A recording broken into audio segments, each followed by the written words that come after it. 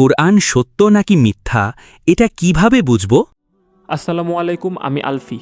এই প্রশ্নটা কি আপনাদের মনেও আসে? চলুন মাত্র 1 মিনিট একটু চিন্তা করি। পবিত্র কোরআনে আল্লাহ তাআলা বলেছেন সূরা আম্বিয়ার 33 নম্বর আয়াতে, সূর্য ও চাঁদ প্রত্যেকেই নিজের কক্ষে চলমান। ভাবুন তো, যখন পৃথিবীতে কোনো টেলিস্কোপ ছিল না, আধুনিক বিজ্ঞান বা জ্ঞান কিছুই ছিল না মানুষের কাছে, তখন এই কথা বলা হয়েছে। আজ আমরা জানি সূর্য স্থির নয়, চাঁদ স্থির নয়, সবাই চলছে নির্দিষ্ট কক্ষপথে। তাহলে এখন প্রশ্নটা খুবই সহজ। 1400 বছর আগে মরুভূমিতে বসে এই জটিল মহাজাগতিক সত্য কিভাবে বলা হলো? এটা কি শুধুমাত্র একটি সাধারণ বক্তব্য?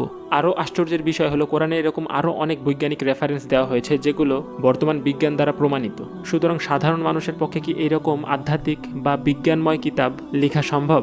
বিশেষ করে তখন যখন পৃথিবীতে আধুনিক জ্ঞান বা গবেষণাগার ছিল না। তাই একটু চিন্তা করলেই বোঝা যায় কোরআন কোনো সাধারণ বই না, বরং এটা আমাদের স্রষ্টা আল্লাহ তাআলার পক্ষ থেকে প্রেরিত কিতাব। আজকের জন্য এতটুকুই। আল্লাহ হাফেজ।